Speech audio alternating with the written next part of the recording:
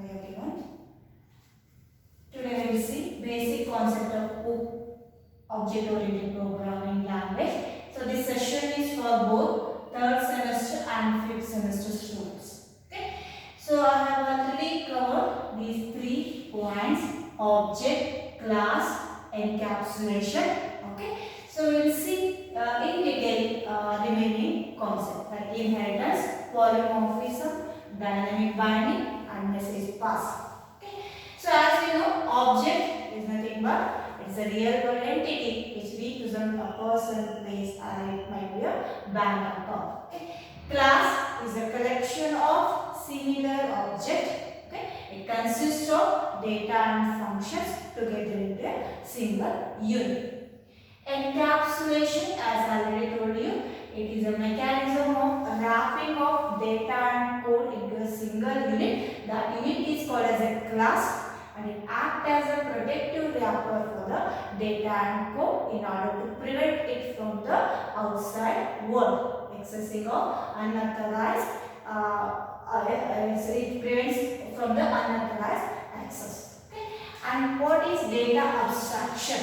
So data abstraction, it is a mechanism or it is a process of representing only essential features. Representing essential features.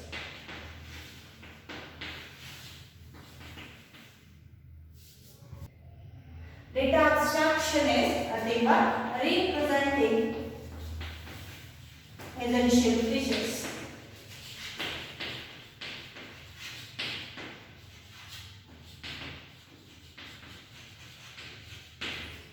Representing essential features and hiding the unnecessary details. Say for example, let us take the example of car. So as a user, you know how to drive the car. You don't know how it internally works. That is an abstraction. Everything is hidden from the user. Same here, in the concept of data abstraction, it hides the unnecessary details from the user. How it achieves, that will be studied in the coming classes. Okay. So what do you mean by inheritance? Next concept is inheritance.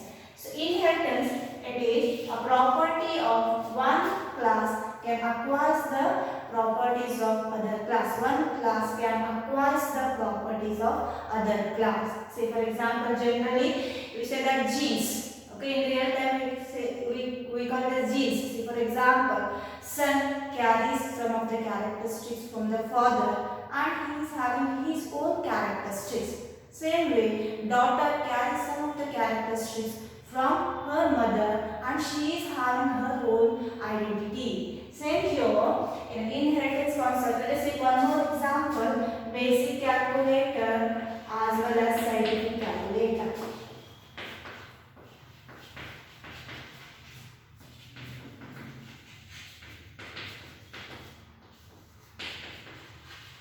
Basic calculator has only the basic operations like addition, subtraction, multiplication and division. Scientific calculator has basic operations like addition, subtraction, multiplication and division. Along with it has its own distinct functions like trigonometric functions, logarithmic function, etc. And the scientific calculator which inherits the basic operations from the basic calculator. This is called as inheritance. Okay, so inheritance it allows us to classify, or it supports the hierarchical classification. It means that, say, let us take example of class bird.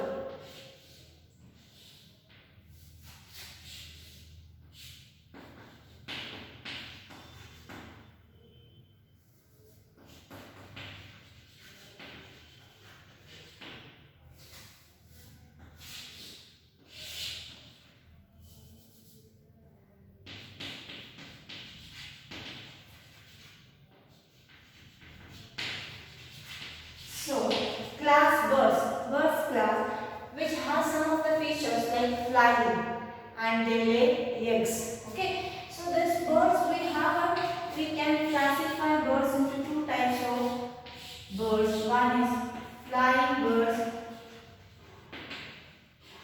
and non-flying birds. So This is not flying, this is feather. Common feature is feathers. Okay, flying and non-flying birds. Okay, which they have their own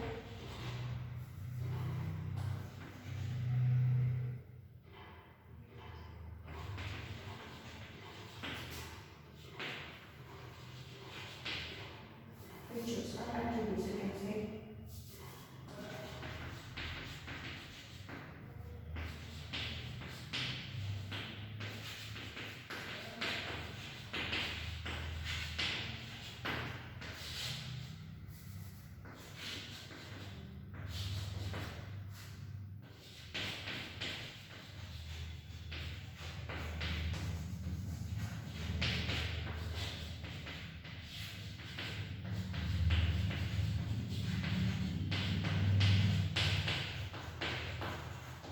See, let us take a class bird which have a common features like feathers and they lay eggs.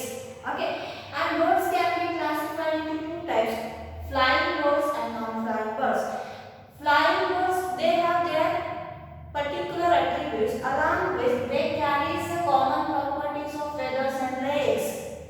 Say for example, sparrow and parrot come under the flying birds classification, and penguin and kiwi are non-flying birds. They come under non-flying class, right? So they have their own distinct characteristics along with they carry the common features from the class birds. Okay, it mainly supports the reusability of the code. Reusability of the code. It means that the common features will be kept under the general class, and you can modify that. You can add the additional features to that class by just deriving that class into a subclass. Okay, the class whose properties are inherited is called as a superclass. Superclass, and the properties which are inherited in a subclass.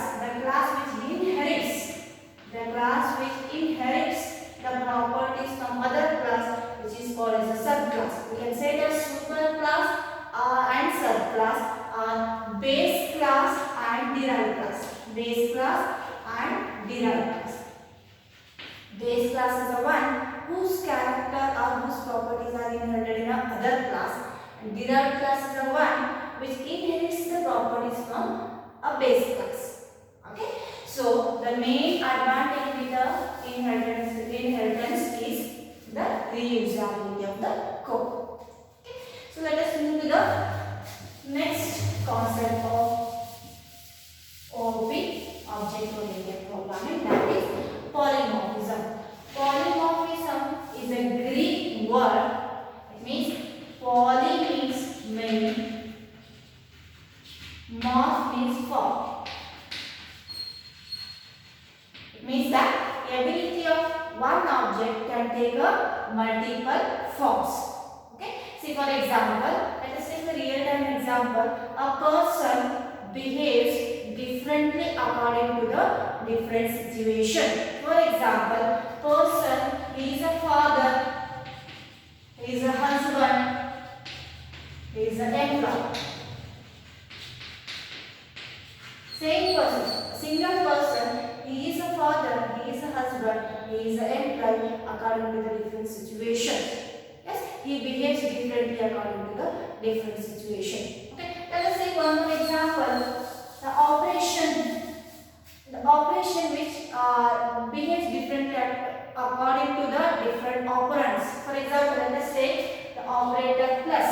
Okay, this plus operator, when we write this plus operator along with the integer, it will give the here 4 plus 6 equal to, it will give the sum of two integers, 4 plus 6 equal to 10. Okay, when we use the same plus operator along with the string hello world, so it will give string concatenation of two strings. It will give the result hello world. Okay, same plus operator, it behaves differently according to the different arguments. Okay, so this polymorphism is achieved in an object-oriented technique in two ways. One is method overloading and method overriding. overriding. These two concepts will be covered under the coming classes. The main advantage of the polymorphism is it provides the flexibility. Okay. So the next one is dynamic binding. Okay. So what is binding? So binding refers to the linking of procedure to the call, okay, in response to call to be executed in response to the function call. Okay.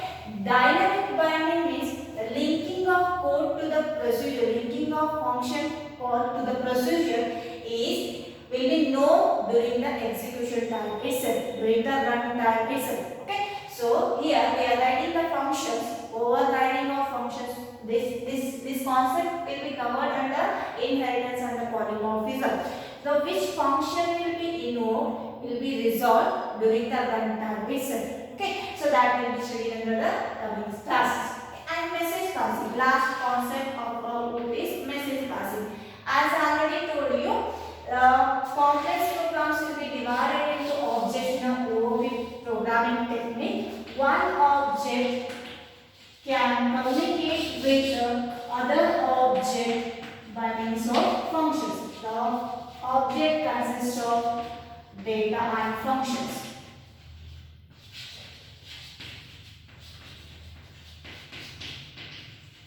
Okay. One object can communicate with the other object by means of function. They can send and receive a message as a human can do.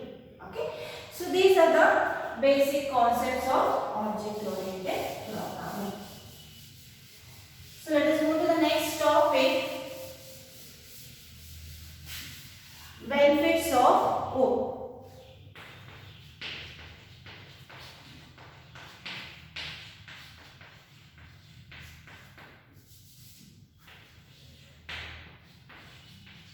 First will be modularity and troubleshooting. Modularity for easier troubleshooting.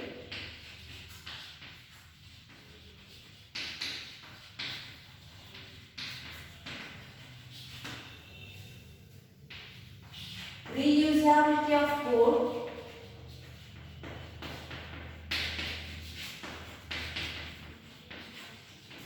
Through inheritance.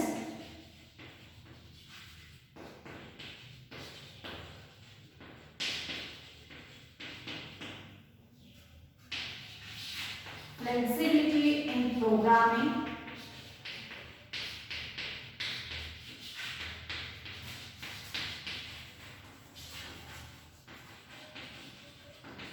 Polymorphism.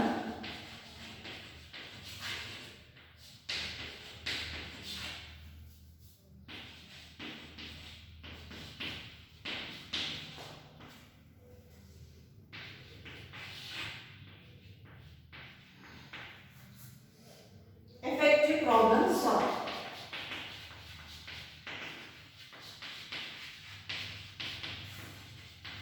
So these are the advantages of object-oriented programming, or benefits of object-oriented programming. First one is modularity for easier troubleshooting. As I already told you, complex programs will be divided into objects. Okay, so when you are debugging the errors, when you are finding the bugs, it is very easier in the OOP language. That's because if you know which object is broken down, directly you go to the concerned class and you can identify the errors and you can rectify the bugs.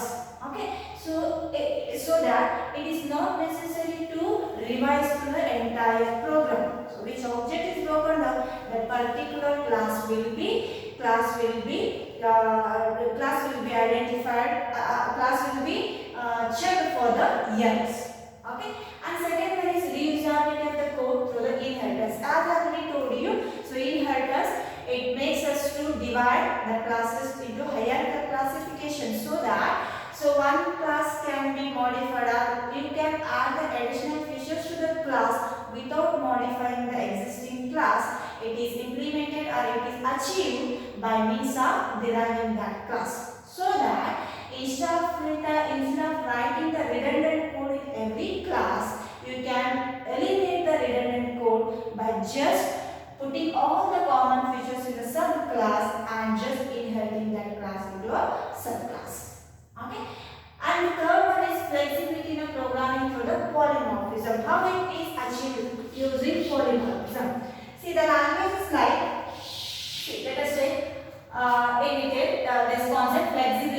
program with the polymorphism. See, for example, let us take a languages which does not support the polymorphism, like C language. If I want to find the absolute value of integer, I have to use the function absolute. If I want to find absolute value of a long integers, I have a function labs. If I want to find the absolute value, so let us take the languages which does not support polymorphism like C. If I want to find the absolute value of integer, we have a function absolute function. If I want to find the absolute value of long integers, we have function labs. If we want to find the absolute value of floating points, we have a function called as puffs. See here, all these three functions essentially does the same thing. They will give the absolute value, but only the thing is they accept the different arguments. Even though they do the same thing, right? So we need to remember all these three functions. But the languages that supports the polymorphism, like C++, Java, right? It is not necessary to remember all the functions. Just we can write a same function, a function or multiple functions with the same name but differ in arguments.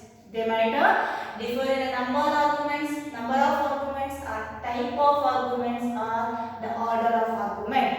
We just need to pass the arguments. Depending upon the argument, the functions will be called. If I want to find the absolute value of integer, you just pass the integer argument. If I want to find the absolute value of floating point, just you need to pass the floating point argument. Okay, so here the technique here it is called as method overloading. Okay, the functions with the same name, multiple functions with the same name but different argument. Okay, so that will be covered in the next section. So it causes writing of flexible programs. Okay, so last one is effective problem solving, as I already told you. So problem or the complex problem will be divided into objects. It is easier to debug the error, it is easier to troubleshoot. Okay, so these are the main benefits of OOP. And last concept, applications of OOP.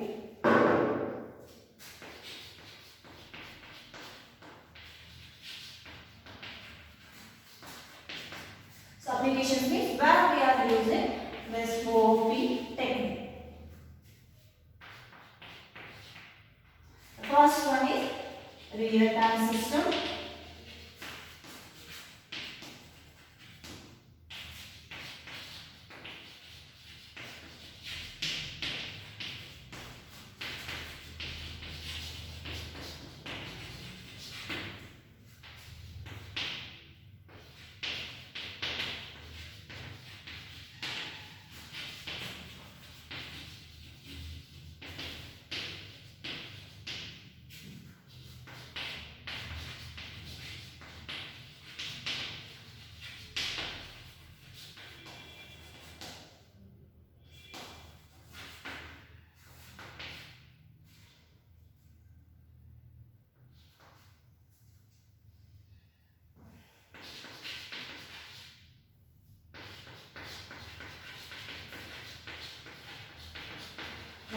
So these are some applications of OOP, right? So where they are using a real-time system, designing real-time systems, simulation and modeling, object-oriented databases, designing of object-oriented databases, the hypertext and the expertext, and in a CAD software. Okay. So how these will be used, that will be studied in the coming classes. Right.